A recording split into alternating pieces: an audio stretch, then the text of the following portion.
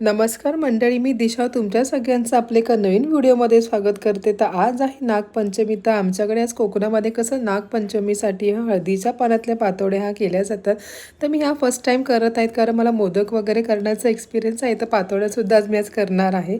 आणि एक साईडला हे वांग्याचे काप जे आहे, जे आपण बटाट्याचे काचऱ्या वगैरे करतो त्याचप्रमाणे याला शालो फ्राय करून घ्यायचे आहे. आणि खायला इतके सुरेख लागतात ना, की 2 घास जरा जास्तच जातात. तर आता कसं श्रावण चालू झालेलं आहे, तर श्रावणामध्ये हे बनवलंच जातं, कारण कसं आपल्याला श्रावण पाळायचं असतं ना. मोस्ट ऑफ जेंट्स लोकांचं असतं ते काहीतरी नवीन नवीन व्हरायटी मला दे खाण्यासाठी. तर हाच माझा प्रयत्न होता. तर हे जे आहे ह्या सगळ्या भेटवस्तू ह्या गावावरून आल्या, तर बाजूच्या आजी ह्या गावावरून आल्या, तर त्यांनी मला आहे ना ह्या सगळ्या भेटवस्तू आणलेल्या आहेत. तर खूप असं त्यांचं प्रेम आहे ह्या भेटवस्तूवरून, तुम्हाला कळतच असेल.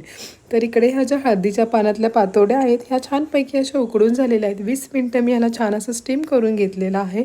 आणि त्या पानांचा सुगंध इतका सुरेख येतो ना, की ते असं वाटतं की वाव काय आहे. फर्स्ट टाईम मी बनवलं होतं. आणि आपल्या इकडे ह्या ज्या वांग्याच्या काचऱ्या आहेत त्यासुद्धा रेडी झालेल्या आहेत. तर आता ह्या गरम गरमच मी तुम्हाला काढून दाखवते की कशा झालेल्या आहेत. मी तर ह्या फर्स्ट टाईम ट्राय केल्या आणि माझा तो प्रयत्न अगदी व्यवस्थित पार पडलेला आहे, अजिबात फसलेला नाही आहे. तर तुम्हाला कट करून मी दाखवते या हळदीच्या पानातल्या पातोड्या. आणि सुगंधामुळे तर मला खूप जास्त भूक लागली होती.